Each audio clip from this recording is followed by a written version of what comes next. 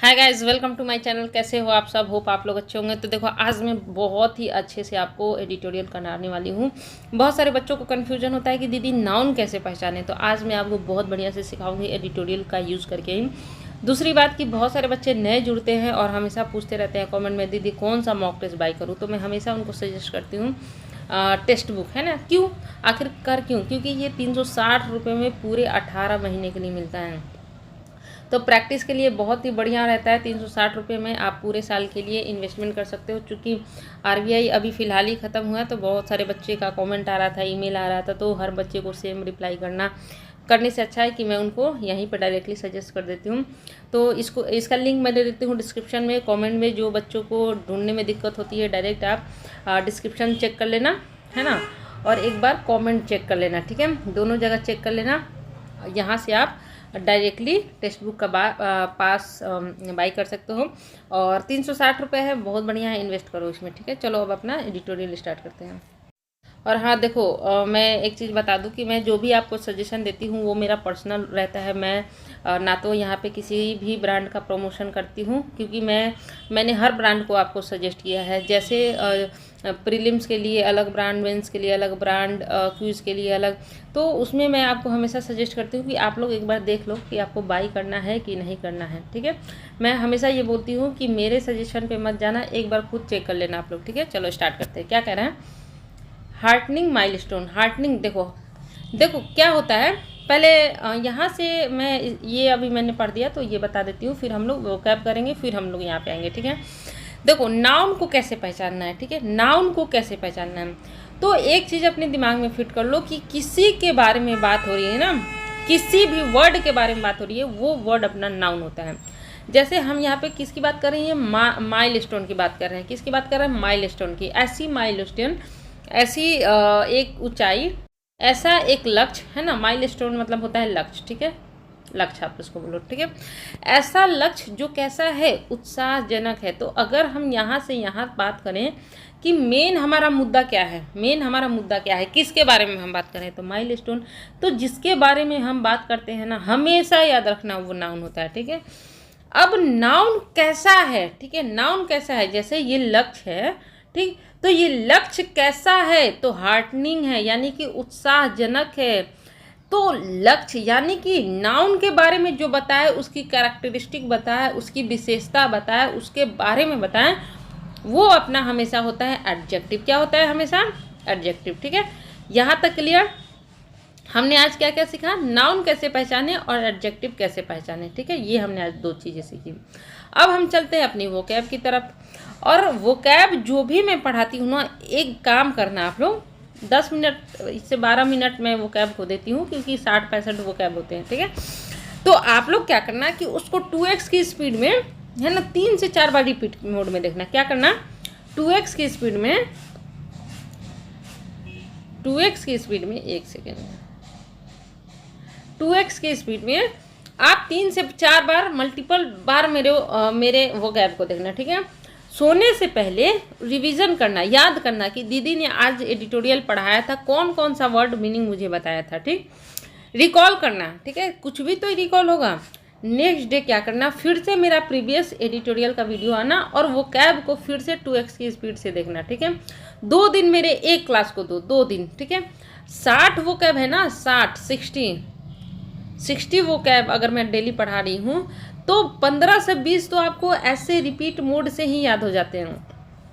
बाकी जो याद नहीं होते हैं ना, स्क्रीनशॉट ले लिया करो और उसको नोट डाउन कर लिया करो, ठीक है। स्क्रीनशॉट, थोड़ा सा मेहनत करो। देखियो, अंग्रेजी जो है ना, अंग्रेजी वो क्वांट और रीजनिंग से भी इजी होती है, इतना तुम जान जाओ, ठीक है। अंग्रेजी जो होती है वो क्वांट और रीजनिंग से भी इजी होती है, ठीक है। क्या होती है? अंग्रेजी हमारी क्वांट और रीजनिंग से भी इजी होती है। हमारे पास अभी अप्रैल चल रहा है, हमारे पास 4 से 5 महीना है। रेगुलर मेरी इस क्लास को देखो, रेगुलर, और जो मैंने बोला है ना उसको प्रैक्टिस में लाओ। मैं सच बता रही हूँ, मेरा खुद का है सारा कुछ किया हुआ। तुम लोग को बेनिफिट नहीं होगा ना, तो मेरे चैनल को अनसब्सक्राइब करना, ठीक है। मैं तुम लोग के लिए हित में ही काम कर रही हूँ, मेरा अपना कोई इसमें पर्सनल गेन नहीं है। तुम लोग मेरे चैनल पे आकर अपनी सक्सेस स्टोरी सुनाओगे ना, मुझे बहुत बढ़िया लगेगा। चलो स्टार्ट करते हैं। क्या कर रहा है, हार्टनिंग। हार्टनिंग क्या है, एडजेक्टिव है, यानी कि हार्टनिंग मतलब क्या होता है, उत्साहजनक। क्या होता है, उत्साहजनक, हार्टनिंग। अब सोने के पहले याद करना है दीदी ने क्या पढ़ा था, हार्टनिंग। हार्टनिंग मतलब होता है उत्साहजनक। अच्छा, हार्टनिंग का दीदी ने साइनोनिम्स क्या क्या बताया होगा, इनकरेजिंग, प्रॉमिसिंग, चीयरिंग, ऑप्टिमिस्टिक, रीएश्योरिंग। चलो मैं साइनोनिम्स याद नहीं करूँगा, ये फिर से हमें कहीं ना कहीं मिल जाएंगे, लेकिन दीदी ने जो मेन अपना वो क्या बताया था वो तो कम से कम मैं याद करने की कोशिश करूँगा। ठीक है, ऐसा करना। इसके बाद अपना है माइलस्टोन। होता है ना कि हमारा कोई माइलस्टोन हम सेट कर लेते हैं। क्या कर लेते हैं, माइलस्टोन। जैसे आपने माइलस्टोन क्या सेट किया है, आपने माइलस्टोन क्या सेट किया है कि आपको बैंक का जॉब चाहिए। आपने माइलस्टोन क्या सेट किया है कि आपको बैंक की जॉब चाहिए। ठीक है, तो ये मतलब होता है लक्ष्य, लैंडमार्क, हाईलाइट, टारगेट, गोल, अचीवमेंट, एम, इसके साइनोनिम्स है। ठीक है, इसके बाद अपना आते हैं ओवरसीज। ओवरसीज मतलब होता है विदेशी। अब बताओ, ओवरसीज आपको प्रोडक्ट पसंद है क्या, ओवरसीज प्रोडक्ट पसंद है क्या। अब बताओ कि 3 मैंने वर्ड पढ़ा है, 3 मैंने वर्ड पढ़ा है। क्या क्या पढ़ा है, दीदी ने 3 वर्ड पढ़ा है। क्या क्या पढ़ा है, हार्टनिंग। हार्टनिंग मतलब क्या होता है, हार्टनिंग मतलब होता है उत्साहजनक। दीदी ने माइलस्टोन पढ़ाया था। माइलस्टोन यानी कि मेरा माइलस्टोन क्या है, बैंकिंग का एग्जाम क्लियर करना। दीदी ने बोला था कि भाई तुम्हारे ओवरसीज कौन कौन सा प्रोडक्ट पसंद है, यानी कि विदेशी कौन कौन सा प्रोडक्ट पसंद है। अब्रॉड जाना है तुम्हें, बताओ, ओवरसीज जाना है तुम्हें, आउट ऑफ द कंट्री जानी है तुम्हें। 3 तो मैंने अभी याद करा दिया है ना, हार्टनिंग, माइलस्टोन और ओवरसीज, 3 तो मैंने अभी याद करा दिया। इसके बाद होता है स्टॉप गैप। स्टॉप गैप मतलब होता है टेम्परोरी, अस्थायी, यानी कि जो अभी हमारी असफलता है ना वो क्या है, अभी स्टॉप गैप है। हमारी असफलता क्या है, अभी स्टॉप गैप है, यानी कि अस्थायी है। हम इसे क्या करेंगे, इसको ख़त्म कर लेंगे जल्दी। ठीक है, टेम्परोरी है, क्या है ये, स्टॉप गैप है, टेम्परोरी है, प्रोविजनल है। जैसे हम बोलते हैं ना कि दीदी हमारे पास सर्टिफिकेट नहीं है, डिग्री नहीं है, तो क्या हम प्रोविजनल डिग्री मंगा लें, यानी कि अस्थायी डिग्री मंगा लें, स्टॉप गैप डिग्री मंगा लें, है ना, इंटरिम डिग्री मंगा लें। ओके, ये अपने साइनोनिम से। मेजर, मेजर मतलब होता है उपाय, है ना, ये तो आपको पता ही होगा। इनेबल, इनेबल मतलब होता है योग बनाना, यानी कि मैं अपने आप को इतना ज़्यादा योग इनेबल बना लूँगा कि मेरे लाइफ में कोई भी स्टॉप गैप फेलियर नहीं होगा, है ना। हम क्या करेंगे, अपनी फेलियर को, सॉरी, स्टॉप गैप सक्सेस नहीं होगा, अस्थायी सक्सेस नहीं होगा। हम अपनी सक्सेस को निश्चित करेंगे। क्या करेंगे, हम अपनी सक्सेस को निश्चित करेंगे। तो हमने क्या क्या याद कर लिया, milestone, heartening, overseas, stop gap और मेजर, इनेबल। इनेबल भी हमने याद कर लिया, इनेबल भी याद कर लिया, प्रिपेयर भी, फैसिलिटेट, अलाउ। ठीक है, रुपी रूबल ट्रेड, ये अपना याद करने की जरूरत नहीं है, इसका एक मतलब बता देते हैं। A rupee rouble trade will allow the 2 countries to trade direct without first using a currency like them for fair. यानी कि देखो, रुपी डॉलर रूबल ट्रेड क्या करता है कि 2 कंट्री को अलाउ करता है डायरेक्टली, वो क्या कर सकते हैं, विदाउट फर्स्ट यूजिंग ए करेंसी, यानी कि बिना US डॉलर के यूज़ किए हम क्या कर सकते हैं, ट्रेड कर सकते हैं। आगे कहता है एक्सपीडाइट। एक्सपीडाइट मतलब होता है तेज करना। तो हम अपनी प्रिपरेशन को क्या करेंगे, एक्सपीडाइट कर देंगे। हम अपनी प्रिपरेशन को एक्सपीडाइट कर देंगे। हम अपनी प्रिपरेशन को क्या कर देंगे, एक्सपीडाइट कर देंगे, स्पीड अप कर देंगे, एक्सीलरेट कर देंगे, हरी कर देंगे, हेस्टन कर देंगे, सेटअप कर देंगे। ठीक है, दीदी ने क्या क्या याद कराया, हार्टनिंग। भाई हार्टनिंग होनी चाहिए, हमारी प्रिपरेशन उत्साहजनक होनी चाहिए, हमारा माइलस्टोन एक होना चाहिए। इसके बाद हम माइलस्टोन स्थापित करेंगे, फिर हम अपना माइलस्टोन हासिल करेंगे, फिर हम ओवरसीज जाएंगे। ठीक है, इसके बाद हम वहाँ पे स्टॉप गैप करेंगे, स्टॉप गैप रूप में रहेंगे, अस्थायी रूप में रहेंगे। ठीक है, इसके बाद क्या करेंगे, हम अपने आप को इतने इनेबल बना लेंगे कि फिर से हम भारत में वापस आ जाएं, खूब सारे डॉलर लेके, और हम अपनी दूसरे लक्ष्य की तरफ फिर से एक्सपीडाइट हो जाएं, फिर से अपने लक्ष्य की तरफ तेज़ी से बढ़ जाएं। फ्री ट्रेड एग्रीमेंट, यानी कि एक ऐसा एग्रीमेंट जो कि व्यापार करने में हमें सहूलियत देता है। मर्केंटाइज, मर्केंटाइज मतलब होता है उत्पाद, मर्केंटाइज मतलब होता है उत्पाद। मर्केंटाइज मतलब जब हम जाएंगे विदेश में, ओवरसीज जाएंगे, तो वहाँ के कुछ ना कुछ गुड्स, प्रोडक्ट्स, कमोडिटीज़ लेकर आएंगे। क्या क्या लेके आएंगे, मर्केंटाइज लेके आएंगे। क्या क्या लेके आएंगे, गुड्स लेके आएंगे, वहाँ के उत्पादक लेके आएंगे, गुड्स लेके आएंगे, प्रोडक्ट लेके आएंगे, कमोडिटीज़ लेके आएंगे। ठीक है, लेके आएंगे ना। इसके बाद हमारा होता है सरपास। सरपास मतलब होता है पास करना, है ना, पार कर जाना। यानी कि हमारी जो ये फेलियर है हम इसे क्या करेंगे, सरपास कर जाएंगे। हमारी ये जो फेलियर है हम इसे क्या कर देंगे, सरपास कर जाएंगे। ट्रांसेंड मतलब होता है ऊपर, ऊंचा उठना, यानी कि आपकी जो यहाँ पे फेलियर है उससे ऊंचाई पे चले जाना, उससे ऊपर उठ जाना। इसके साइनोनिम्स हुए। इसके बाद होता है एक्सीड। एक्सीड मतलब होता है आगे बढ़ना। एक्सेल, बी बेटर, सुपीरियर होना, बी ग्रेटर होना। अच्छा, फिजिकल ईयर मतलब होता है वित्तीय वर्ष, है ना। मार्क, मार्क मतलब यहाँ पे पॉइंट लेवल, इसको याद करने की जरूरत नहीं है क्योंकि ये तो कॉमन सेंस की बात है। मच नीडेड, नीडेड मतलब होता है जरूरी, और मच मतलब होता है बहुत, बहुत बेहद जरूरी, ठीक है।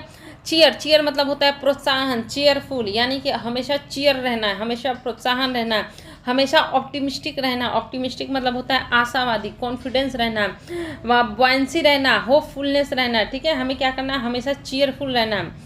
इसके बाद होता है ब्रूजिंग। ब्रूजिंग मतलब होता है अपना हार्टनिंग, कष्ट में। अभी जो हमारी लाइफ है वो क्या है, अगर हमने सक्सेस नहीं पाया तो हमारी लाइफ क्या है, अभी ब्रूजिंग है ना, हर्टिंग है, डैमेजिंग है, इंजरिंग है, स्ट्रेसफुल है, पेनफुल है। जब तक हम नहीं ले लेते तब तक हमारी लाइफ क्या है, ब्रूजिंग है, यानी कि कष्टमय है ना। इतनी सारी चीज़ें आपको याद हो गई होंगी, आई होप सो, है ना। इसके बाद अपना क्या है, रीबाउंड। रीबाउंड मतलब होता है रिकवरी करना। रीबाउंड मतलब होता है दोबारा से आगे बढ़ना, दोबारा से अच्छे लेवल पे आगे जाना। On the back of, on the back of मतलब होता है के कारण, ऑन द बैक मतलब होता है के कारण। पैंडमिक इंड्यूस, इंड्यूस मतलब होता है प्रेरित होना, इंड्यूस मतलब होता है प्रेरित होना, और पैंडमिक से, महामारी से प्रेरित। ओके। स्लम्प, स्लम्प मतलब होता है मंदी। स्लम्प मतलब क्या है, मंदी। स्लम्प मतलब क्या है, मंदी, रिसेशन है। अगर हमारी लाइफ में असफलता है तो हम कुछ भी खरीद नहीं पाएंगे और हमारी लाइफ में क्या हो जाएगा, स्लम्प आ जाएगी। क्या आ जाएगी, स्लम्प आ जाएगी, रिसेशन आ जाएगी, कोलैप्स हो जाएगी, हमारी फॉल क्रैश हो जाएगी, प्लममेंट हो जाएगी, डाउन टर्न हो जाएगी। लेकिन हम इसे होने नहीं देंगे, ठीक है। हम अपनी लाइफ को स्लम्प नहीं होने देंगे, हम अपनी लाइफ को स्लम्प नहीं होने देंगे, रिसेशन में नहीं आने देंगे, कोलैप्स नहीं करने देंगे, क्रैश नहीं करने देंगे, बिल्कुल नहीं। प्लममेंट तो बिल्कुल नहीं करेंगे और डाउन टर्न तो बिल्कुल ही नहीं करेंगे, ठीक है। इसके बाद है अपना value added sector, manufacturing unit को बोल रहा है। Engineering good, engineering goods use हुआ होगा पैसेज में, इसका मतलब होता है, सॉरी एडिटोरियल में। इट इंक्लूड मेटल प्रोडक्ट्स, है ना, इंडस्ट्रियल मशीनरी। अच्छा देखो, इंजीनियरिंग गुड मतलब होता है मेटल प्रोडक्ट, है ना, ठीक है। इंडस्ट्री मशीनरी जो इंडस्ट्रीज में यूज होती हैं, तो इन सारे को मिला के हम बोलते हैं इंजीनियरिंग प्रोडक्ट्स। इसके बाद होता है अपैरल। मैंने बताया था 3-4-5 दिन पहले कि आपकी अपैरल कैसी होनी चाहिए, आपकी अपैरल बहुत अच्छी होनी चाहिए, यानी कि कपड़ा, क्लॉथिंग कैसी होनी चाहिए, अच्छी होनी चाहिए। क्लॉथिंग कैसी होनी चाहिए, अच्छी होनी चाहिए। इन पार्टिकुलर मतलब होता है विशेष रूप से, इन पार्टिकुलर मतलब होता है विशेष रूप से। इसके बाद अपना क्या है, ईयर, 1 ईयर, इसका मतलब होता है साल दर साल, साल दर साल। इसको याद भी नहीं करोगे तो कॉमन सेंस की बात है। इसके बाद अपना होता है लॉग। लॉग मतलब होता है रजिस्टर करना, दर्ज करना। क्या करना, दर्ज करना, यानी कि हम अपनी सक्सेस को क्या करेंगे, लॉग करेंगे, रजिस्टर करेंगे, यानी कि दर्ज कर लेंगे अपनी लाइफ में। हम अपनी सक्सेस को लॉग कर लेंगे, रजिस्टर कर लेंगे, रिकॉर्ड तौर अपनी सफलता हासिल करेंगे। इसके बाद होता है प्रोविजनल। अभी हमने पढ़ा था अस्थाई, टेम्प्रोरी, इंतरिम, शॉर्ट टर्म, मेकशिफ्ट। अस्थाई होता है, क्या होता है, अस्थाई, यानी कि हमारी लाइफ क्या है, हमारी असफलता क्या है, स्टॉप गैप है। क्या है, स्टॉप गैप है, और इसी का यहाँ पे फिर से साइनोनिम दिया हुआ है, प्रोविजनल, ठीक है। In terms of, in terms of मतलब होता है किस संदर्भ में, with regard to, in reference to. इसके बाद होता है सीड। सीड मतलब होता है पूर्ण, यानी कि हमारी सफलता क्या होगी, सीर होगी, पूर्णता होगी, पूर्णता 100% होगी, अटर होगी, कंप्लीट होगी, एब्सोल्यूट होगी, टोटल होगी, प्योर होगी। ओके।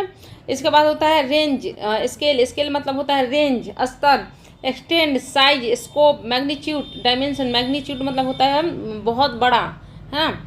इसके बाद होता है स्टैंड आउट। स्टैंड आउट मतलब क्या है, असाधारण। हम अपनी ज़िंदगी कैसे जिएंगे, स्टैंड आउट जिएंगे। हम अपनी लाइफ कैसे जिएंगे, स्टैंड आउट जिएंगे, असाधारण जिएंगे, एक्सेप्शनली गुड जिएंगे।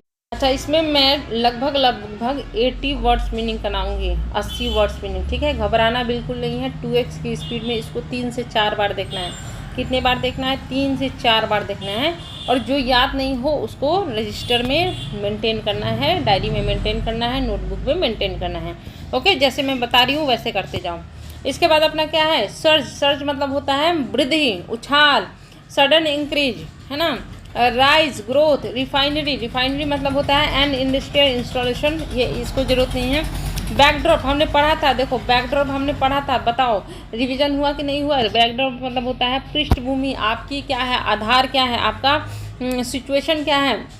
इसके बाद होता है परसिस्टेंट, हम क्या करेंगे, अपनी पढ़ाई में परसिस्टेंट रहेंगे, अपनी स्टडी में परसिस्टेंट रहेंगे, लगातार रहेंगे, कंटिन्यू करेंगे, कांस्टेंट रहेंगे, कंटिन्यूअस रहेंगे, ठीक है।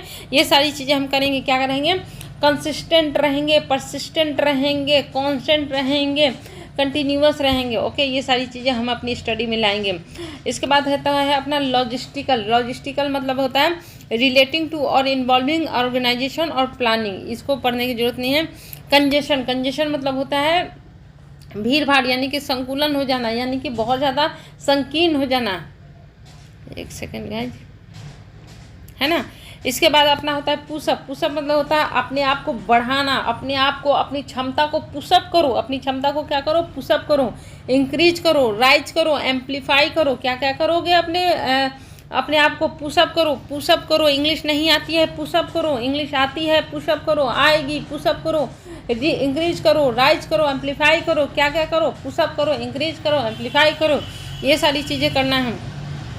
लाउडेबल, लाउडेबल मतलब होता है प्रशंसनीय, यानी कि आपकी जो प्रिपरेशन होनी चाहिए वो लाउडेबल होनी चाहिए, प्रशंसनीय होनी चाहिए, रोना धोना नहीं है, प्रेजवर्ती होनी चाहिए, कमेंडेबल होना चाहिए, एडमायरेबल होना चाहिए, मेरिटोरियस होना चाहिए, वर्दी होना चाहिए, ये सारी चीज़ें होनी चाहिए। इसके बाद अपना है रिफ्लेक्ट, रिफ्लेक्ट मतलब होता है दिखाना, आपकी स्टडी आपके हार्डवर्क से दिखनी चाहिए, रिफ्लेक्ट होनी चाहिए, आपके हार्डवर्क में आपकी मेहनत दिखनी चाहिए, रिफ्लेक्ट होनी चाहिए, इंडिकेट होनी चाहिए, शो होनी चाहिए, डिस्प्ले होनी चाहिए। इसके बाद क्या है अपना कंसर्टेड, कंसर्टेड मतलब होता है ठोस, स्टेनियस, है ना, कंसर्टेड, ठोस, strenuous, strenuous, strenuous, vigorous, energetic, active, forceful, concerted, strenuous, vigorous, energic, active, forceful, है ना, ये सारी चीज़ें होनी चाहिए। मिशन, मिशन मतलब होता है डेलीगेशन, डेपुटेशन, ये अलग है, एडिटोरियल के अनुसार हम। इंटरेस्टिंगली, इंटरेस्टिंग मतलब होता है कि दिलचस्प रूप से, ये बताने की जरूरत नहीं है। पॉइंटेड, पॉइंटेड मतलब होता है शार्प, है ना, किसी नुकीली चीज़ की बात हो रही है यहाँ पे, पॉइंटेड, है ना। एक तो होता है कि पॉइंट करना, किसी चीज़ को पॉइंट करना, लेकिन यहाँ पे जो पॉइंट यूज हुआ है अदर सेंस में हुआ है, इसको याद करने की जरूरत नहीं है।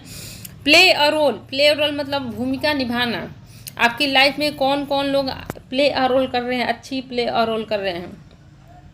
एम्बेसी, एम्बेसी मतलब होता है दूतावास, एम्बेसी दूतावास। इन्वॉय, इन्वॉय मतलब होता है राजदूत, है ना, जो राजदूत आते हैं ना, इन्वॉय आते हैं, एक गुट आता है, रिप्रेजेंटेटिव आते हैं, डेलीगेशन आता है, डिप्टी आता है, एजेंट आते हैं, इंटरमेडियरी आते हैं। घबराना नहीं है, 80 वर्ड मीनिंग है, घबराना नहीं है। सोचो कि आप करोगे इतना ज़्यादा तो कितनी ज़्यादा बेनिफिट होगी। एक्सप्लोर, एक्सप्लोर मतलब होता है पता लगाना, है ना, इन्वेस्टिगेट करना, look into, look over, enquire into, consider. Momentum, गति, आपके स्टडी में हमेशा मोमेंटम होनी चाहिए, क्या होनी चाहिए, हमेशा मोमेंटम होनी चाहिए। इम्पेटस होनी चाहिए, एनर्जी होनी चाहिए, जैसे अभी मैं क्या कर रही हूँ, मोमेंटम से बोल रही हूँ, एनर्जी से बोल रही हूँ, इम्पेटस से बोल रही हूँ, फोर्स से बोल रही हूँ, पावर से बोल रही हूँ, स्ट्रेंथ से बोल रही हूँ, हार्ड वर्क लगा के बोल रही हूँ, है ना। तो ये होता है अपना मोमेंटम। सस्टेन, सस्टेन मतलब होता है बनाए रखना, यानी कि द हिंदू एडिटोरियल डेली आप पढ़ोगे तो इस हैबिट को क्या करना है, हमेशा सस्टेन रखना है। क्या रखना है, दीदी मैं अपने आप को सस्टेन रखूँगा, द हिंदू का एडिटोरियल डेली पढ़ूंगा, कंटिन्यू करूँगा, कैरी ऑन करूँगा, कीप अप करूँगा, कीप गोइंग रखूँगा, ठीक है। सब सस्टेन करोगे ना, कमेंट करो, सस्टेन करोगे ना। इसके बाद अपना आता है डिप्लोमेटिक, डिप्लोमेटिक मतलब होता है राजनयिक, एम्बेसडरियल, काउंसलर, फॉरेन पॉलिसी, पॉलिटिकल। इसके बाद होता है कॉर्प्स, कॉर्प्स मतलब होता है फिर से दल, है ना, कॉर्प्स मतलब फिर से यहाँ पे दल, यानी कि झुंड, ग्रुप, बॉडी, बैंड, टीम, ये सब इसके क्या हो गए, साइनोनिम्स हो गए। इनलार्ज करूँगा, मैं अपने प्रिपरेशन को इनलार्ज करूँगा, बढ़ा दूंगा, एक्सटेंड कर दूंगा, एम्पलीफाई कर दूंगा, ऑगमेंट कर दूंगा, बिल्डअप कर दूंगा, ऐड टू कर दूंगा, है ना। ये सारी चीज़ मैं अपने प्रिपरेशन में करूँगा। टेम्पर, टेम्पर मतलब होता है कम करना, तो कम तो मैं टेम्पर तो मैं बिल्कुल भी नहीं करूँगा, क्या करूँगा मैं, इनलार्ज करूँगा। टेम्पर तो मैं बिल्कुल नहीं करूँगा, क्या करूँ मैं, इनलार्ज करूँगा। लेसन नहीं करूँगा, रिड्यूस नहीं करूँगा, मॉडरेट नहीं करूँगा, मॉडिफाई बिल्कुल नहीं करूँगा, मॉड्यूलेट बिल्कुल नहीं करूँगा, टर्न डाउन बिल्कुल नहीं करूँगा, मिटिगेट बिल्कुल नहीं करूँगा, पैलिएट तो ना के बराबर ही करूँगा। एक इसके बाद होगा एक्नॉलेजमेंट, है ना, एक्नॉलेजमेंट, स्वीकृति, acceptance, admission, granting, allowing, concession. इसके बाद होता है परसिस्ट होना, ड्रेड रहना कि मैं अपने लक्ष्य पे क्या रहूँगा, परसिस्ट रहूँगा, मैं अपने लक्ष्य पर क्या रहूँगा, परसिस्ट रहूँगा, परजर्व करूँगा, कंटिन्यू करूँगा, कैरी ऑन करूँगा, गो ऑन करूँगा, कीप एट इट रखूँगा, ठीक है। फ्रंट मतलब होता है ए पार्टिकुलर सिचुएशन, यानी कि स्थिति। इसके बाद अपना क्या है, आउटपेस मतलब क्या होता है बताओ, पार कर जाना। हम अपनी असफलता को क्या करेंगे, आउटपेस कर जाएंगे। हम अपनी असफलता को क्या करेंगे, आउटपेस कर जाएंगे। हम अपनी असफलता को पार कर जाएंगे, सरपास कर जाएंगे, आउटशाइन कर जाएंगे, डू बेटर करेंगे, डबल दुगना होना। इसके बाद प्री मतलब होता है पहले। पॉइंट टू मतलब होता है संकेत, फ्रेजल वर्ब है। इंडिकेट करना, सजेस्ट करना, एविडेंस होना, सिग्नल होना। इसके बाद होता है प्रेस। अच्छा देखो, साइनोनिम्स अगर याद नहीं भी करते हो ना तो मेन पॉइंट याद किया करो, ठीक है। साइनोनिम्स फिर कहीं ना कहीं मिल ही जाते हैं, फिर से वो याद हो ही जाएंगे। इसके बाद होता है प्रेसिंग मतलब होता है अति आवश्यक, बहुत ही ज़्यादा आवश्यक। प्रेसिंग मतलब होता है अति आवश्यक, प्रेसिंग मतलब अति आवश्यक, अर्जेंट है भाई, क्रिटिकल है, क्रूशियल है, एक्यूट है, डेस्परेट है। इसके बाद होता है स्टेप अप। अच्छा, डेस्परेट मतलब होता है कि बहुत ज़्यादा किसी चीज़ की लालसा होना, यानी कि बहुत ज़्यादा वो चीज़ उसके लिए आवश्यक है ना, अति आवश्यक है। पेस मतलब होता है गति। फिर से देखो, पेस आज हमने गति का 3 4 5 वर्ड मीनिंग पढ़ा। अगर हम चाहें तो उसमें हम पेस लगा सकते हैं, स्पीड लगा सकते हैं, रेट, स्विफ्टनेस, क्विकनेस, ये सारे साइनोनिम्स हमने जो ऊपर 3 4 पढ़े ना वर्ड मीनिंग कि हम अपने चीज़ों को गति देंगे, ये उसका साइनोनिम्स उसमें हम याद कर सकते हैं उसके, ठीक है। इसके बाद होता है डेफिशिट मतलब होता है घाटा, कमी। शॉर्टफॉल हो जाना, डेफिशिएंसी हो जाना, शॉर्टेज हो जाना, क्या क्या हो जाना, शॉर्टफॉल हो जाना, डेफिशिएंसी हो जाना, शॉर्टेज हो जाना। इसके बाद होता है फिर से श्रिंक मतलब कम होना। देखो ये इसके साइनोनिम्स हो सकते हैं, get smaller, become smaller, grow smaller, contract, diminish मतलब होता है नाश होना, डिमिनिश मतलब होता है नाश होना, यानी कि कम ही तो होना।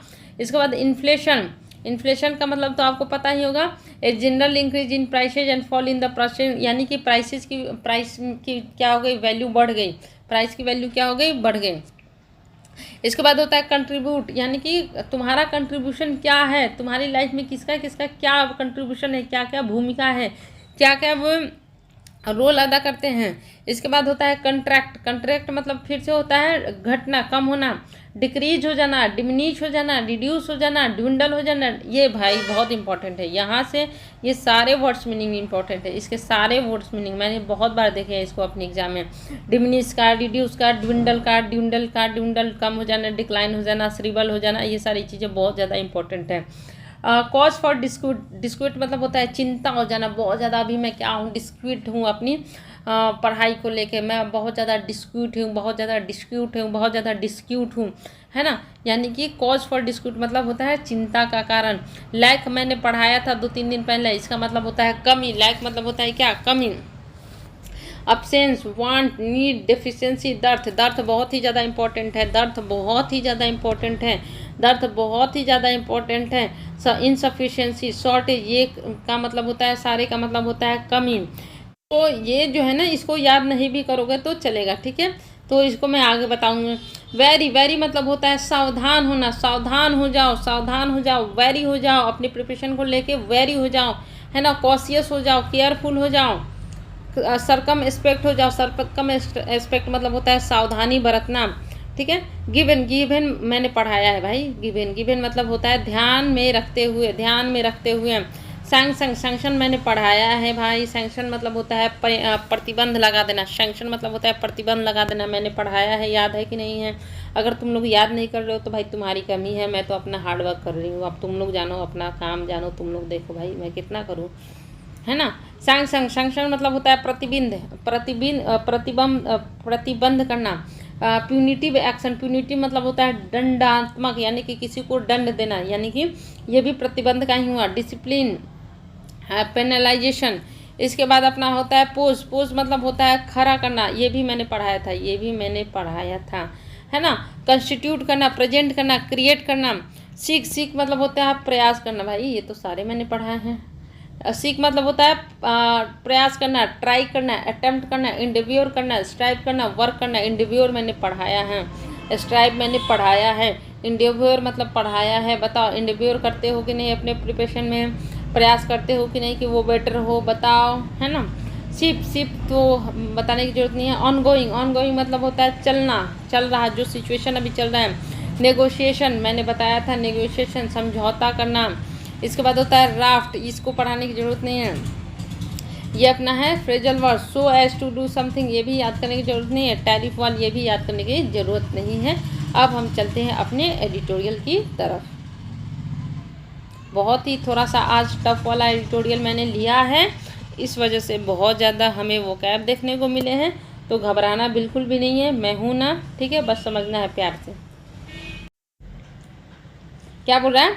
उत्साहजनक लक्ष्य है ना, उत्साहजनक लक्ष्य। अब भाई उत्साहजनक लक्ष्य है तो कौन सा लक्ष्य है भाई?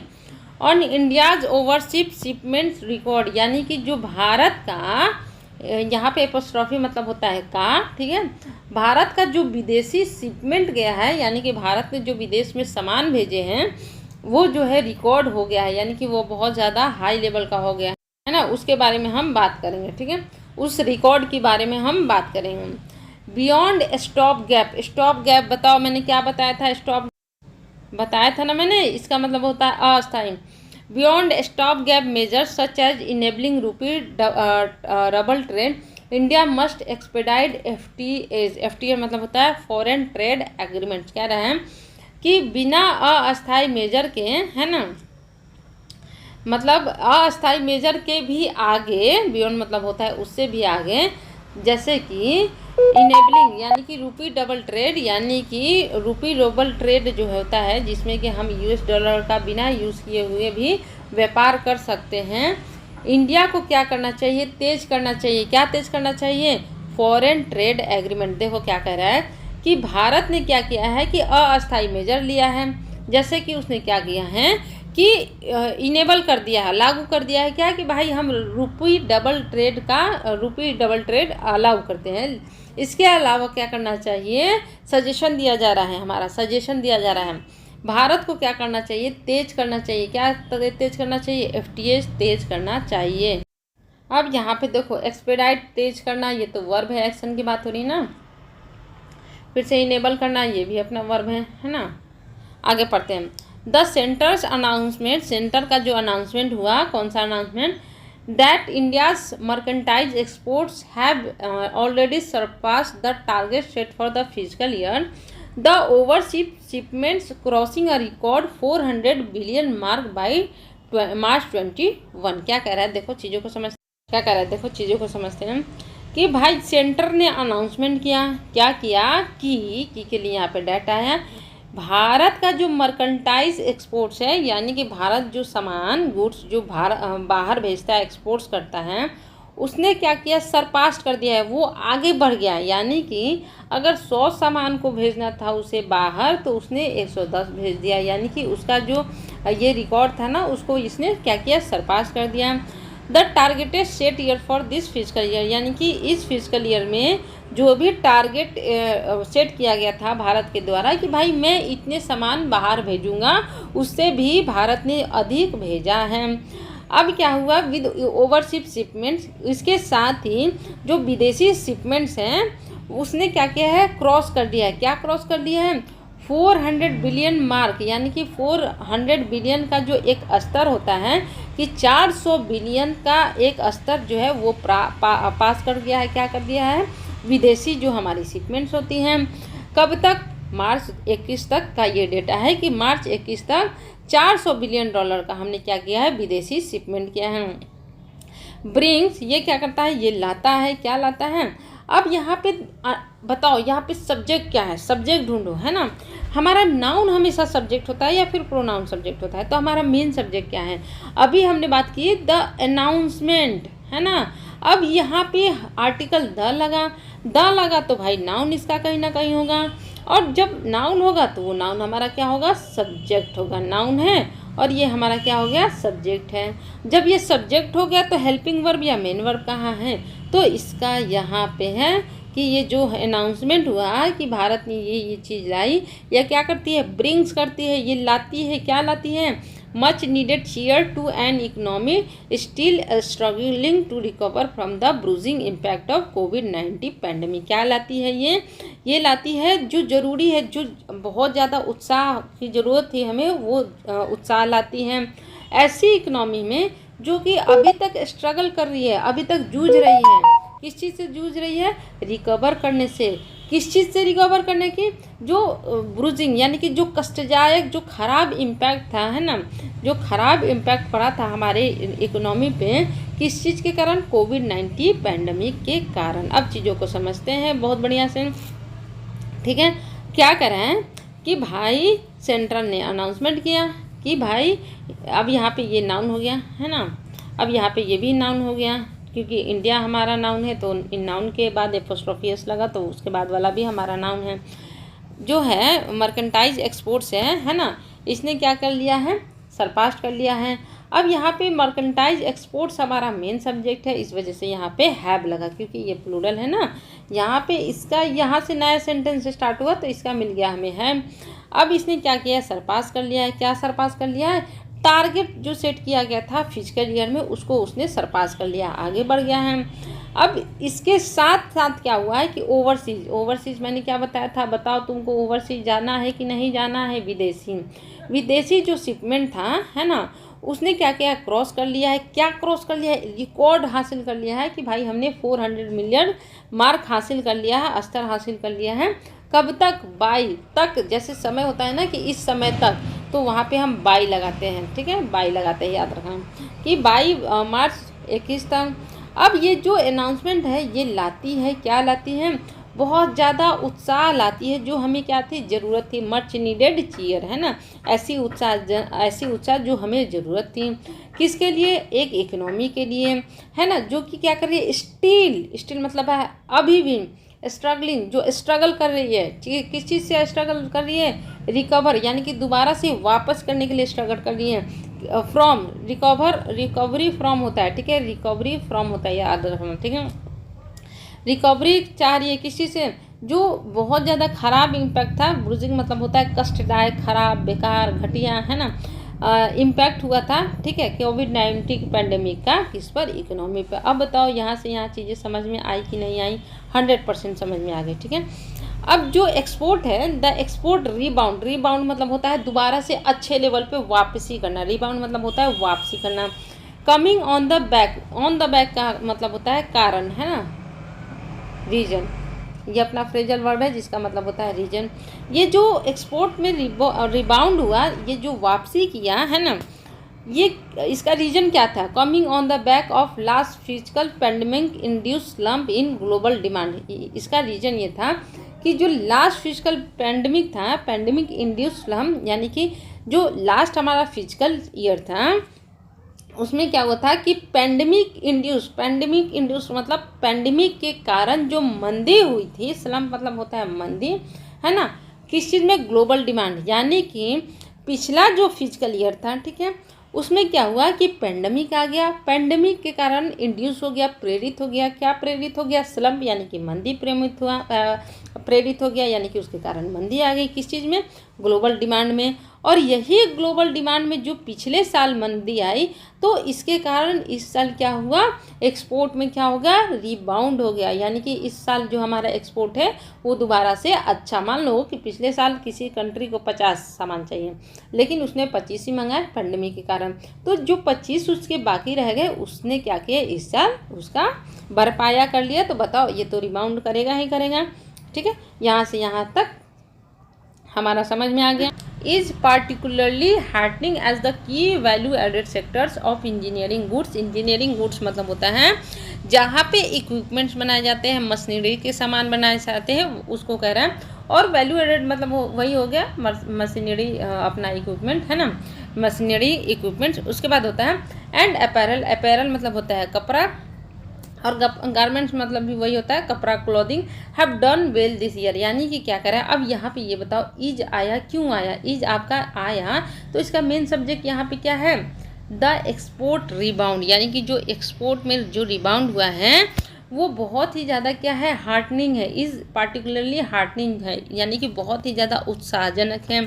क्योंकि जो की वैल्यू एडेड सेक्टर से, की वैल्यू एडेड सेक्टर मैंने बता दिया मैन्युफैक्चरिंग यूनिवर्सिटी है ना, ये सेक्टर जो है इंजीनियरिंग, गुड्स और अपैरल और गारमेंट्स ने बहुत ही अच्छा काम किया है। कब काम किया है, इस साल इन तीनों सेक्टर में बहुत ही अच्छा वर्क हुआ है। आगे पढ़ते हैं। इंजीनियरिंग गुड्स है ना, जो हमारा इंजीनियरिंग गुड्स का काम होता है मैन्युफैक्चरिंग, जहाँ पे यूनिट्स बनाई जाती हैं, इन पार्टिकुलर खास तौर पर से have registered almost 50% year on year growth, यानी कि जो हमारा मैन्युफैक्चरिंग जो यूनिट जहाँ पे बनाया जाता है ख़ास तौर से उसकी बात करें तो यहाँ पे मेन सब्जेक्ट हमारा क्या है, नाउन, हमारा प्लूरल है, इस वजह से यहाँ पे अपना क्या लगा, हैव लगा। इसने क्या किया है, रजिस्टर्ड किया है। क्या रजिस्टर किया है, लगभग क्या, लगभग 50% साल दर साल ग्रोथ, यानी कि हर साल लगभग 50% इसमें ग्रोथ देखने को मिल रही है। वाइल रेडीमेड गारमेंट, जबकि जो हमारा रेडीमेड गारमेंट से कपड़े होते हैं लॉग्ड, लॉग्ड मतलब क्या होता है बताओ, बताया था ना, क्या बताया था, लॉग्ड मतलब होता है दर्ज करना, रजिस्टर करना, जैसे यहाँ पर रजिस्टर्ड यूज़ हुआ ना, यहाँ पे लॉग्ड इसने यूज़ किया। तो जो हमारा रेडीमेड गारमेंट्स है उसने रजिस्टर्ड किया है, क्या रजिस्टर्ड किया है, मोर देन 30% इंक्रीज, यानी कि 30% से भी ज़्यादा इसमें इंक्रीमेंट देखने को मिला है। In the April February period, यानी कि अप्रैल से लेके फरवरी का जो पीरियड रहा है, जो समय रहा है, उसमें इसने 30% से भी ऊपर क्या किया, ग्रोथ किया है। As per provisional data, provisional मतलब होता अस्थायी, ठीक है, temporary data from the commerce minister, यानी कि जो टेम्पोररी डेटा बनाया गया है कॉमर्स मिनिस्ट्री के द्वारा, उसके अगर डेटा पे हम नज़र डालें तो ये सारी चीज़ें कि 30% अपना अपैरल में ग्रोथ हुआ है और 50% अपना किस में ग्रोथ हुआ है, अपना इंजीनियरिंग गुड्स में ग्रोथ। अब देखो क्या कहना है, हाउएवर, हालांकि देखो अब जब हालांकि आया ना तो यहाँ पे कुछ ना कुछ अलग बात करेगा। इन टर्म्स ऑफ द सिर, सिर मतलब होता है पूर्ण, है ना, और स्केल मतलब होता है, आप बोल सकते हो होता है ना कि कोई पैमाना, है ना, तो अगर पूर्ण पैमाना की बात की जाए, है ना, स्केल की बात किया जाए ऑफ इंक्रीज, यानी कि अगर पूरे अगर इंक्रीमेंट को देखा जाए मिला जुला कर, petroleum products were the stand out performance, यानी कि देखो परफॉर्मेंस तो सबने अच्छी की, लेकिन अगर पूरी तरह से इंक्रीमेंट की बात की जाए कि सब में किसने सबसे अच्छा परफॉर्मेंस किया, तो पेट्रोलियम प्रोडक्ट्स ने सबसे अच्छा असाधारण परफॉर्मर निकला। स्टैंड आउट मतलब होता है असाधारण। जैसा कि global surge in oil prices lifted the dollars value of overseas shipment of good products, क्या करें, जैसा कि ग्लोबल में जो उछाल आई, ग्लोबली जो उछाल आई किस चीज़ में, जो तेल की कीमतों में उछाल आई ग्लोबली, उसने क्या किया, लिफ्ट कर दिया, यानी कि ऊपर पहुंचा दिया, क्या पहुंचा दिया, डॉलर की वैल्यू को ऊपर पहुंचा दिया, है ना, किस में, ओवरसीज शिपमेंट्स में, यानी कि जो विदेशी शिपमेंट्स होती थी उसमें डॉलर की वैल्यू को उछाल मिल गई। कौन सी शिपमेंट्स की, जो गुड्स, जो मटेरियल बनाए जाते थे इंडियाज़ की रिफाइनरी में, है ना, by 150% over the first 11 month of the physical. क्या कर रहे हैं, चीज़ों को समझो कि जो इंडिया की जो रिफाइनरीज हैं, है ना, अच्छा रिफाइनरीज मतलब होता है जहाँ पे चीज़ों को रिफाइन किया जाता है, ठीक है, शुद्ध किया जाता है, आप बोल सकते हो, है ना। तो इंडिया में जो रिफाइनरीज थी, है ना, उनका क्या हुआ, वहाँ पे जो गुड प्रोड्यूस किए जाते थे और जो उन गुड्स को ओवरशिप शिपमेंट किए जाते थे ना, उसके डॉलर वैल्यू में क्या हो गई, उछाल आ गई, यानी कि उसकी जो वैल्यू होती है ना, उसके डॉलर वैल्यू में उछाल आ गई। कब उछाल आ गई, कितने परसेंट की, 150% की, यानी कि फिजिकल ईयर का जो फर्स्ट 11 मंथ होता है ना, उसमें डॉलर जो प्रोडक्ट्स होते हैं ना, पेट्रोलियम प्रोडक्ट्स जिनको रिफाइन किया जाता था इंडिया की रिफाइनरीज में, उनके मूल्य में डॉलर के रूप में बहुत ज़्यादा उछाल आ गई। इसी वजह से पेट्रोलियम प्रोडक्ट्स ने काफ़ी अच्छा अपना प्रदर्शन किया। अब आगे पढ़ते हैं। द फैक्ट ये है, अगर मेन मुद्दे की बात करें, that the export growth has been achieved against the backdrop of persistent logistical changes. क्या करें कि अगर हम बात करें फैक्ट, यहाँ पे एक चीज़ समझो, लॉजिस्टिकल मतलब होता है किसी इंडस्ट्री की, किसी कंपनी की प्लानिंग, ठीक है ना। तो क्या कर रहा है कि अपना इसको अगर आप देखो तो डायरेक्ट बोलो इसको ऑर्गेनाइजेशन, ठीक है, कि भाई जो फैक्ट है कि जो एक्सपोर्ट में जो ग्रोथ हुआ है ये अचीव किया है हमने, इसे हमने प्राप्त किया है। ये जो हमने एक्सपोर्ट में जो बहुत ज़्यादा ग्रोथ किया है, कैसे प्राप्त किया है, अगेंस्ट जो पृष्ठभूमि है, जो आधार है, जो लगातार चैलेंजेस देख रहे हैं, मतलब जो ऑर्गेनाइजेशन जो इन सारी चीज़ों को प्रोड्यूस करते हैं उनके पास बहुत सारी चैलेंजेस थे। इसके पृष्ठभूमि के, इसके बैकड्रॉप पे, इसके आधार पे भी हमने क्या किया है, बहुत ज़्यादा ग्रोथ हासिल की है। अब इनमें जो चैलेंजेस थे, है ना, वो चैलेंजेस क्या कहते हैं, इंक्लूडिंग कंटेनर शॉर्टेजेस, यानी कि हमारे पास क्या थे, कंटेनर जो होते हैं ना जिसमें सामान भर भर के भेजे जाते हैं, उसकी कमी थी। पोर्ट जो थे हमारे बहुत ज़्यादा कंजेस्टेड थे, यानी कि पोर्ट हमारे क्या हो गए थे, बहुत ज़्यादा फिल हो गए थे, बोल सकते हो, बहुत ज़्यादा उनमें जगह नहीं थी। That have pushed up freight rates, जिसने क्या किया कि जो सामान की वैल्यू है ना उसको क्या किया, बढ़ा दिया।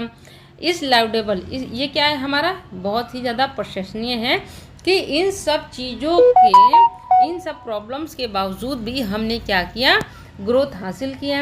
एंड रिफ्लेक्ट्स, और यह दिखाता है the concerted efforts made by the government in coordination with the industry and the countries overseas missions, यानी कि ये सारी चीज़ें दिखाती हैं, क्या दिखाती है, हमारी गवर्नमेंट ने क्या किया था, बहुत ज़्यादा ठोस, ठीक है, ठोस एफर्ट्स लिए थे, तभी ये सारी चीज़ें ग्रोथ देखने को मिली। देखो क्या करें, फिर से चीज़ों को समझ लेते हैं ताकि कन्फ्यूजन ना रहे, है ना, कि भाई फैक्ट क्या है कि एक्सपोर्ट में ग्रोथ हुआ है ना, और ये ग्रोथ हमने कैसे हासिल किया, इसके बावजूद हमने क्या किया, इसके बावजूद हमने हासिल किया कि हमारे लॉजिस्टिकल चैलेंजेस बहुत ज़्यादा थे। और वो चैलेंजेस क्या क्या थे कि हमारे पास कंटेनर की कमी थी, हमारे पोर्ट जो थे वो कंजेस्टेड हो गए थे, है ना। और इससे क्या हुआ कि जो भाड़ा दर है ना, जो भाड़ा दर, फ्रेट रेट मतलब होता है जो भाड़ा दिए जाते थे ना, वो भाड़ा दर बढ़ गया, है ना। अब ये क्या है कि इसके बावजूद भी हमने क्या किया, ग्रोथ हासिल किया, जो कि क्या है, लाउडेबल है, प्रशंसनीय है। और यह दिखाता है ना, यह दिखाता है, रिफ्लेक्स मतलब दिखाता कि द कंसर्न एफर्ट, जो ठोस एफर्ट्स लिए गए हैं, किसके द्वारा, किसी के द्वारा ही लिए गए होंगे, गवर्नमेंट के द्वारा लिए गए थे, किसके साथ, इन कोऑर्डिनेशन विथ, यानी कि कोऑर्डिनेट करते हुए, तालमेल बिठाते हुए, गवर्नमेंट ने इंडस्ट्री के साथ तालमेल बैठा के बहुत ठोस कदम लिए। एंड कंट्रीज ओवरसीज मिशन, यानी कि हमारा जो भारत का, हमारे जो देश का विदेशी जो मिशन है ना, हमारे विदेशी मिशन कि भाई हम ज़्यादा से ज़्यादा एक्सपोर्ट्स करेंगे, ये सारी मिशन जो हमारे देश के द्वारा जो लगाई गई हैं, वो सारे मिशन यहाँ पे बहुत अच्छे से निभाए गए। इंटरेस्टिंगली, अगर बहुत ही अच्छे तौर पे देखा जाए, रुचिपूर्ण तौर से देखा जाए, commerce and industrial minister Piyush Goyal made a pointed reference to the role played by India's embassies and envoys in exploring new opportunity for Indian product. क्या कह रहे हैं कि भाई अगर खास तौर से देखा जाए तो जो कॉमर्स और इंडस्ट्री मिनिस्टर है हमारे, कौन है, पीयूष गोयल, इन्होंने एक पॉइंटेड मतलब होता है किसी चीज़ पे जोर दे के बोलना, है ना, उन्होंने बहुत ही एक अच्छा रेफरेंस दिया, है ना।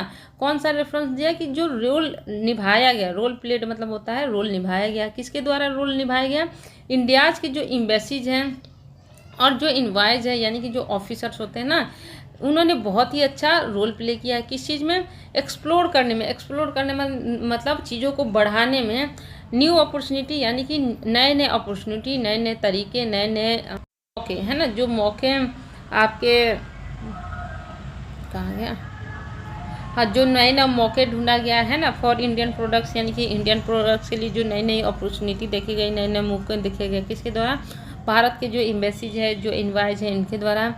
And if the current momentum in export is to be sustain, यानी कि अभी का जो गति हुआ है एक्सपोर्ट्स में, है ना, मोमेंटम बोले तो गति, यानी कि तेज़ी, अभी जो तेज़ी आई है हमारे एक्सपोर्ट्स में, अगर इसे हमें क्या करना है, बरकरार रखना है, सस्टेन मतलब होता है बरकरार, इन कमिंग ईयर्स, यानी कि आने वाले सालों में अगर हम इसे बरकरार रखेंगे तो क्या करना पड़ेगा, the diplomatic corps will need to enlarge their role in trade promotion. तो हमें क्या करना पड़ेगा, जो पॉलिटिकल यहाँ पर डिप्लोमेटिक मतलब बोल दो पॉलिटिकल, ठीक है, जो हमारे पॉलिटिकल ग्रुप्स होते हैं, है ना, जो इन सारी चीज़ों में इन्वॉल्व रहते हैं, उन्हें क्या करना पड़ेगा, विल नीड टू, उन्हें ज़रूरत होगी किस चीज़ को इनलार्ज करने की, यानी कि बढ़ाने की, देयर रोल, यानी कि अपने अपने उनका जो अपना अपना रोल है उनको और भी ज़्यादा आगे ले जाने की ज़रूरत है इन ट्रेड प्रमोशन, किस चीज़ में, व्यापार के प्रमोशन में, ठीक है। अब चीज़ों को हम समझते हैं बढ़िया से। देखो मैंने ग्रामर कम पढ़ा है क्योंकि आज के एडिटोरियल में वो कैब ज़्यादा थी, तो मैं अगर ग्रामर भी ज़्यादा पढ़ाऊँगी ना तो वीडियो बहुत ज़्यादा लंबी चली जाएगी, तो मैंने स्टार्टिंग में बस नाउन और एडजेक्टिव आपको बता दिया, बाकी हम डेली डेली कुछ ना कुछ सीखेंगे, ठीक है। क्या हुआ कि भारत ने एक बहुत ही ज़्यादा माइलस्टोन हासिल की, यानी कि बहुत ही बड़ा एक लक्ष्य हासिल किया। सेंटर ने अनाउंसमेंट किया कि भाई हमारी जो एक्सपोर्ट है ना वो बहुत ज़्यादा बढ़ गई है, हमने पिछले साल फिजिकल ईयर में एक टारगेट रखा था और उस टारगेट को भी हमने पार कर लिया है। हमारा जो विदेशी शिपमेंट है ना वो 400 बिलियन मार्क कर गया है, यानी कि 400 बिलियन को हमने पार कर लिया है 21 मार्च तक। अब इससे क्या हुआ कि बहुत ज़रूरी था हमारे लिए ये करना, हमसे इसे बहुत ज़्यादा उत्साह मिलता है।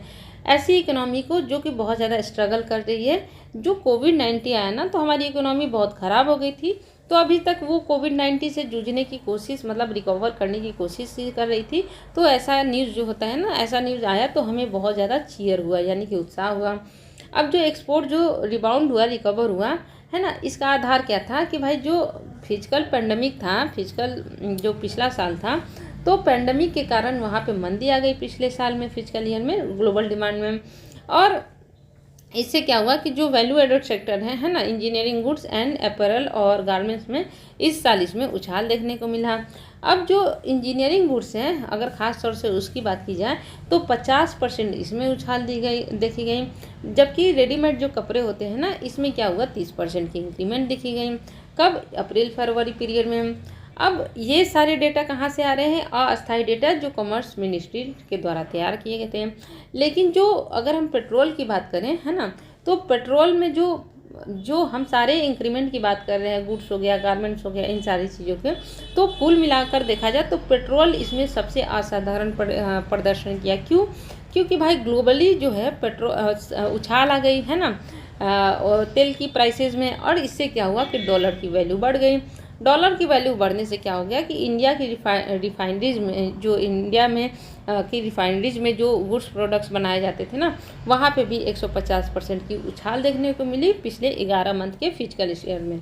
अब क्या हुआ कि जो एक्सपोर्ट ग्रोथ है ना, आखिर क्यों हुआ, इसका कारण क्या हुआ, हमने कैसे प्राप्त किया, कि जो हमने लगातार जो है हमने लगातार चैलेंजेस देखे हैं, इसके बाद भी हमने ये ग्रोथ कैसे प्राप्त की।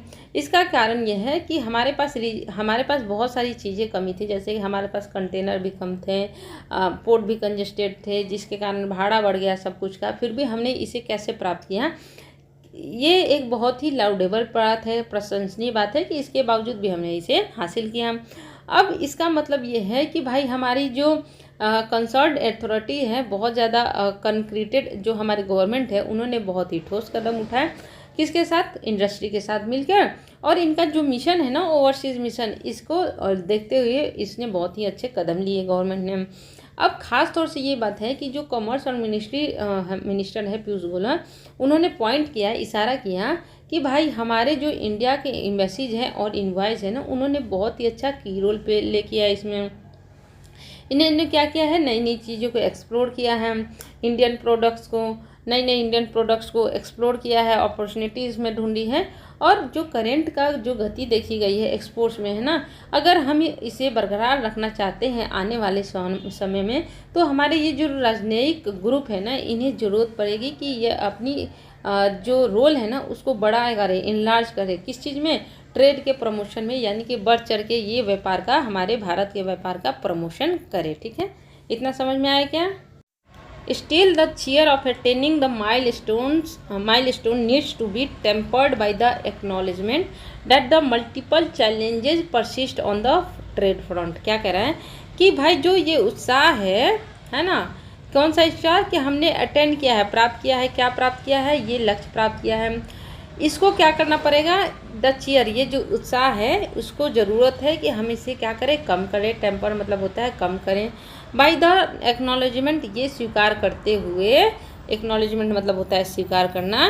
डैट कि मल्टीपल के बाद हमेशा नाउन प्लूरल आता है, तो चैलेंजेज हुआ यहाँ पे। अब यहाँ पे देखो, यहाँ पे द चीर अपना क्या था, नाउन था, मेन सब्जेक्ट था, इस वजह से यहाँ पे नीड्स लगा। ठीक है, तो भाई मल्टीपल चैलेंजेज है persist on the trade front, यानी कि अगर ट्रेंड फ्रंट पे बात की जाए, ट्रेंड के मुद्दे, ट्रेड व्यापार के मुद्दे पे बात की जाए ना, तो बहुत सारे चैलेंजेस परसिस्ट करते हैं, यानी कि अभी हमारे साथ बने हुए हैं निरंतर। ठीक है, तो ये देखते हुए हमें क्या करना पड़ेगा, अपना जो ये उत्साह है ना, इसे हमें अभी कम करना पड़ेगा, ये स्वीकार करते हुए कि भाई हमारे पास अभी बहुत सारे मल्टीपल चैलेंजेज हैं। Imports have outpaced export this year, क्या कह रहा है कि जो हमारा इम्पोर्ट है उसने क्या किया है, आउटपेस्ट कर दिया है, यानी कि सरपास्ट कर गया है, पास कर गया है। ठीक है, यानी कि आगे बढ़ गया है। किससे आगे बढ़ गया है, यानी कि इम्पोर्ट्स हम ज़्यादा कर रहे हैं और एक्सपोर्ट्स हम कम कर रहे हैं इस साल। Almost doubling the trade deficit in April February period to more than 175 billion, क्या कह रहा है कि लगभग हमने क्या किया, डबल कर दिया है। जो ट्रेड डेफिसिट होता है ना, उसको हमने डबल कर दिया। यहाँ पे ट्रेड डेफिसिट करने का मतलब व्यापार घाटा। ठीक है, व्यापार में जो हमारा घाटा हुआ है, ठीक है, व्यापार घाटा। ठीक है, क्या करें कि हमारे जो है, हमने व्यापार में क्या किया है, जो हमारा व्यापार में घाटा था उसको हमने डबल कर दिया है। कब, अप्रैल फरवरी के जो पीरियड था उसमें कितना से, मोर देन 175 बिलियन डॉलर, यानी कि कह रहा है कि हमारा इंपोर्ट भाई ज़्यादा हो रहा है एक्सपोर्ट से, है ना। और हमने क्या किया है, जो हमारा व्यापार में घाटा था ना, उसको अब डबल कर लिया है इस साल अप्रैल फरवरी में, कितना, 175 बिलियन तक।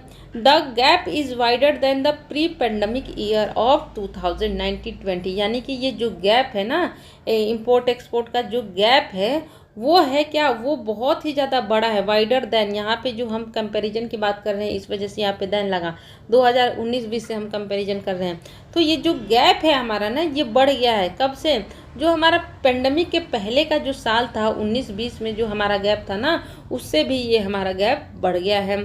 अब देखो क्या करा, and points to the pressing need, pressing मतलब होता है अति आवश्यक। ठीक है, हमें बहुत ज़्यादा अति आवश्यक क्या है, नीड है, ज़रूरत है, to step up, step up मतलब होता है आगे बढ़ना, the pace of export growth if the deficit is to be shrunk meaningfully. क्या कह रहे हैं कि जो गैप है ना, ये हमारा मेन सेंटेंस है, मेन सब्जेक्ट है। ठीक है, ये गैप क्या है कि भाई प्री पेंडेमिक जो हमारा ईयर था ना, उससे भी ज़्यादा बढ़ गया है। और ये इशारा करता है ना, इसका है मेन जो अपना वर्ब है ना, ये है। ठीक है, ये जो गैप है ये इशारा करता है किस चीज़ पे, कि हमें अति आवश्यक ज़रूरत है कि हम आगे बढ़ाएं क्या, गति को। द पेस मतलब होता है गति को, किस चीज़ की गति को, एक्सपोर्ट की जो ग्रोथ है ना, उसकी गति को।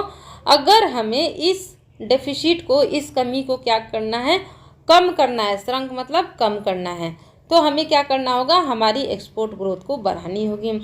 वाइल ग्लोबल इन्फ्लेशन, जो हमारा ग्लोबल इन्फ्लेशन है, यहाँ पे ग्लोबल इन्फ्लेशन करने का मतलब जब प्राइस की वैल्यू बढ़ जाए। ठीक है ना, मान लो कि 20 रुपये में पहले अभी तुम 1 केजी आलू लेते थे, अब वही आलू तुम 30 रुपये में ले रहे हो, यानी कि क्या हो गया तुम्हारा, कि अपना परचेजिंग पावर तो घट गई ना, परचेजिंग पावर घट गई और प्राइस बढ़ गई। ठीक है, तो इसका मतलब होता है इन्फ्लेशन। क्या कह रहे हैं हम कि जो ग्लोबल में जो इन्फ्लेशन आया इन कमोडिटीज, यानी कि सामान के प्राइसेज में, certainly contributed to enlarging the value of both exports and imports, यानी कि क्या कह रहा है कि भैया तुम्हारा जो ये अपना इन्फ्लेशन हुआ ग्लोबल में, ग्लोबल प्राइसेज में, है ना, कमोडिटीज़ के प्राइसेज में, सामान के प्राइसेज में, इसने क्या किया है कि इसने कंट्रीब्यूशन दिया है, हिस्सेदारी दी है अपनी, किस चीज़ में इसने हिस्सेदारी दी है, बढ़ाने में। किस चीज़ को बढ़ाने में, जो एक्सपोर्ट और इंपोर्ट्स है ना, इनकी वैल्यू में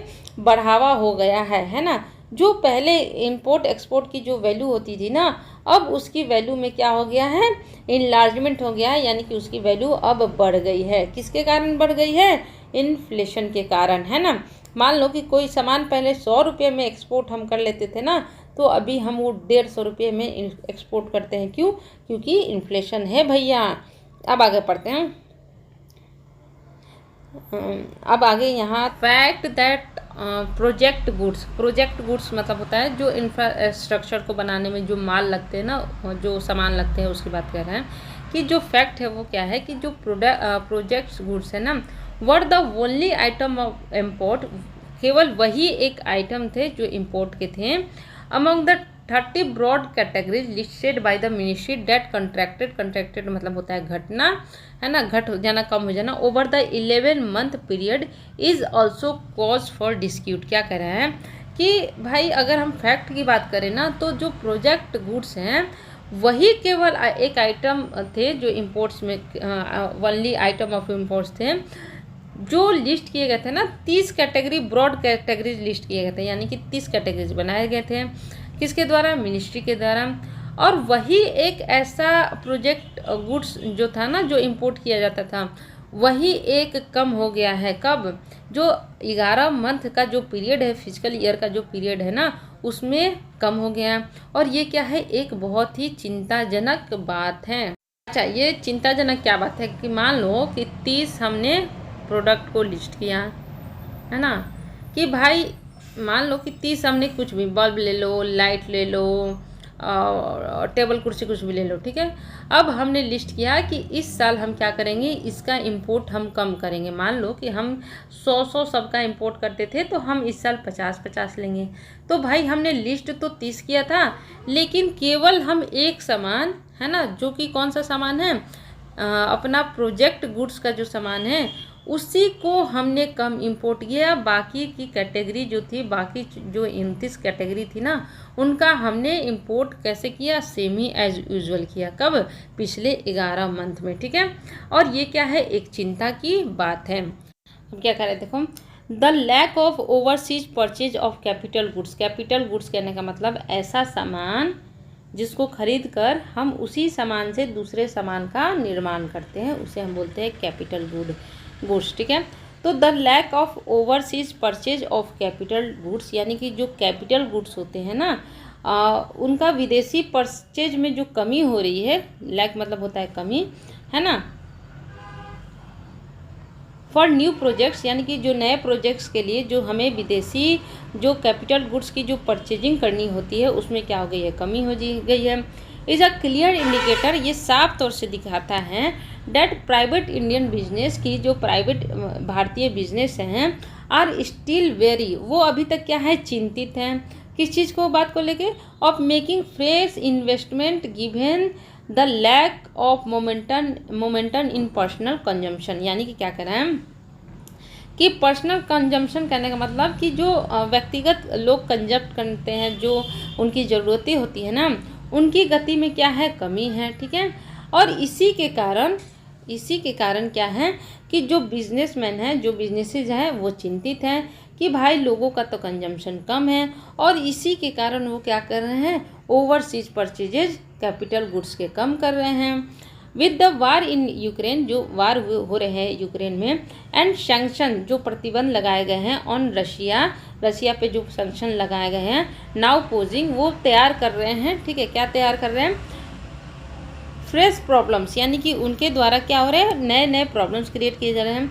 for export seeking to ship goods to not only this countries but other markets in Europe as well. क्या हो रहे हैं कि भैया अभी यूक्रेन में क्या हुआ? लड़ाई हुई और रशिया पे सैंक्शन लगाया गया, प्रतिबंध लगाया गया। अब इससे क्या हो गया है कि नए नए मुद्दे तैयार हो रहे हैं, नए नए प्रॉब्लम्स तैयार हो रहे हैं एक्सपोर्ट्स में, है ना। बहुत सारी प्रॉब्लम्स देखने को मिल रही है एक्सपोर्टर्स को, जो क्या कर रहे हैं? सीख कर रहे हैं, यानी कि आगे देखना चाह रहे हैं कि भाई हम आगे ये चीज़ें करना चाह रहे हैं।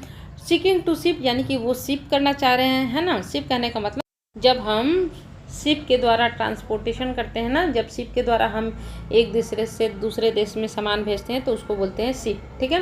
तो यहाँ पे सीख कहने का मतलब प्रयास करना, ठीक है, प्रयास करना। तो भाई जो अभी ये सारी चीज़ें हुई कि रसिया में सैंक्शन कर दिया गया, यूक्रेन में वार कर गया, इससे बहुत सारी फ्रेश ताज़ा प्रॉब्लम्स हो रही हैं। किसको? एक्सपोर्टर्स को, जो प्रयास कर रहे हैं क्या? शिप करने की गुड्स को, माल को, नॉट ओनली, ना केवल इन कंट्रीज़ में, इन कंट्रीज़ का कहने का मतलब रशिया और यूक्रेन में, बट अदर मार्केट्स, बल्कि अदर मार्केट्स में भी, अदर जगहों पे भी, कहाँ पे? यूरोप में, है ना, एज वेल, यूरोप में भी। Policy makers must go beyond stop gap, यानी कि जो पॉलिसी मेकर्स हैं ना उनको क्या करना चाहिए, आगे जाना चाहिए। किस चीज़ में आगे जाना चाहिए? ये जो स्टॉप गैप मेजर्स हैं, ये जो अस्थायी मेजरमेंट लिए गए हैं, मेजर लिए गए हैं, रूल बनाए गए हैं ना, इससे भी पॉलिसी मेकर को थोड़ा सा आगे बढ़ना चाहिए कि हम भाई कोई अच्छा ठोस मेजर लें जिनसे ये सारी प्रॉब्लम्स दूर हो जाएं। सच एज, अब इन्होंने क्या क्या अस्थायी मेजर लिया है ये बताया जा रहा है। सच एज इनेबलिंग रूपी रबल ट्रेड, यानी कि एक मेजर लिया गया था कि रूपी रबल ट्रेड हम करेंगे, व्यापार करेंगे और एक्सपेडाइट करेंगे, बढ़ाएंगे। क्या बढ़ाएंगे? ऑनगोइंग नेगोशिएशन मतलब बातचीत जो हो रहा है ना अभी हाल फिलहाल जो चल रहा है, ऑनगोइंग मतलब जो चल रहा है, जो बातचीत चल रहा है ऑन द राफ्ट, किस चीज़ पर? Raft one. राफ्ट कहने का मतलब समथिंग लार्ज है ना, लार्ज, यानी कि ये जो सभी प्रॉब्लम्स है ना उन पे क्या हो रहा है, नेगोशिएशन चल रहा है ना, बहुत सारा झुंड पे। और फ्री ट्रेड एग्रीमेंट्स, यानी कि जो बहुत सारा फ्री ट्रेड एग्रीमेंट्स का जो झुंड है, राफ्ट मतलब होता है झुंड है ना, बहुत सारा जो एग्रीमेंट बनाया जा रहा है, इस पे जो ऑनगोइंग नेगोशिएशन है, जो बातचीत चल रहा है ना, उसको सही करने की जरूरत है। So as to at least help lower some of the tariff walls, जिससे क्या हो कि हम क्या करें, देखो यहाँ पे सो एज टू का मतलब होता है ताकि हम क्या करें कि एटलीस्ट मदद कर सके, क्या कर सके, मदद कर सके कम करने में, किस चीज़ को? Tariff walls. टैरिफ वॉल्स कहने का मतलब ये लगाए जाते हैं ना कस्टम ड्यूटीज़ जो लगाए जाते हैं, उसको हम क्या करें, कम कर सकें। क्या कर सके? कम कर सकें। ठीक है, अब चीज़ों को हम समझते हैं क्या कह रहे हैं। देखो क्या कह रहे हैं कि भाई हमारा क्या हुआ था, एक्सपोर्ट बढ़ गया जिसकी वजह से हम खुश थे। अब हमें क्या करने की ज़रूरत है कि खुशी जो है हमें कम करने की ज़रूरत है। क्यों? यह स्वीकार करते हुए कि हमारे पास बहुत सारे चैलेंजेज हैं, इंपोर्ट्स जो है बढ़ गए हैं, एक्सपोर्ट कम हो गए हैं इस साल में। अब क्या हुआ कि व्यापार में कमी आई है, व्यापार में घाटा आया है, कितना? 175 बिलियन का। अब जो ये गैप है ना ये बढ़ता जा रहा है ना, प्री पेंडेमिक ईयर से भी बढ़ गया है जो गैप था, है ना। ये क्या दिखाता है कि हमें ज़रूरत है कि हम गति को बढ़ाएं, एक्सपोर्ट की गति को बढ़ाएं, अगर हम इस कमी को कम करना चाहते हैं। अब क्या है कि ग्लोबल पूरे वर्ल्ड में क्या है, इन्फ्लेशन है ना। इसने क्या किया है कि कंट्रीब्यूशन दिया है कि बढ़ाने में, किस चीज़ में? एक्सपोर्ट और इंपोर्ट का जो वैल्यू होता है ना उसको बढ़ाने में। अब जो फैक्ट है ना, फैक्ट ये है कि हमारा जो प्रोजेक्ट गुड है वही एक केवल ऐसा आइटम था जिसको इंपोर्ट करने में हमने कमी की। बाकी के जो 30 आइटम्स है जो कैटेगरी किए गए थे मिनिस्ट्री के द्वारा कि इसको हम कम इंपोर्ट करेंगे ना, ये बहुत ही हमने इसमें असफलता प्राप्त की है, जो कि हमारे लिए चिंता की बात है। अब जो क्या हो रहा है ना कि जो बिजनेसेज है वो क्या कर रहे हैं, ओवरसीज़ इंपोर्ट्स, जो ओवरसीज कैपिटल गुड्स होता है ना न्यू प्रोजेक्ट्स के लिए, वो कम ले रहे हैं। इसलिए कि भाई वो देख रहे हैं ना कि इंडिया में जो है वो क्या है, जो पर्सनल कंजम्पशन है वो कम हो गया है, जिसकी वजह से वो क्या कर रहे हैं, कैपिटल गुड्स नहीं ले पा रहे हैं। अब जो यूक्रेन में वार हुआ और जो रसिया में सैंक्शन हुए, प्रतिबंध हुए, जिसके कारण बहुत सारे अब नए नए प्रॉब्लम्स देखने को मिल रहे हैं। इससे क्या हुआ कि जो एक्सपोर्टर्स हैं जो चाहते हैं कि भाई हम गुड्स को शिप करें कहाँ पे, ना केवल इस कंट्रीज़ में बल्कि और भी यूरोप में, उनको दिक्कतें आ रही हैं। अब पॉलिसी मेकर्स का ये काम बनता है कि ये क्या करें, ये जो अस्थायी मेजर्स लिए गए हैं जैसे कि रूपी डबल ट्रेड जो मेजर लिए गए हैं और जो नेगोशिएशन किए जा रहे हैं ना, उनमें क्या करें, बहुत ही अच्छे लेवल से काम करें और एक फ्री ट्रेड एग्रीमेंट बनाएं, जिससे क्या क्या हम कि वो उनको हेल्प कर सके ताकि टैरिफ वॉल्स कम लगे, यानी कि एक्सपोर्ट इंपोर्ट में जो अपना कर लगाया जाता है ना वो अपना कम लगे। ठीक है, तो ये सजेशन दिए गए थे लास्ट में हमारे एडिटर के द्वारा। सो गाइज कैसा लगा आज का आपको एडिटोरियल, प्लीज़ कमेंट करके बताइएगा। बहुत ज़्यादा मैं मेहनत करती हूँ तो कमेंट जरूर कीजिएगा दीदी कैसा पढ़ाती है। चलो ऑल द बेस्ट।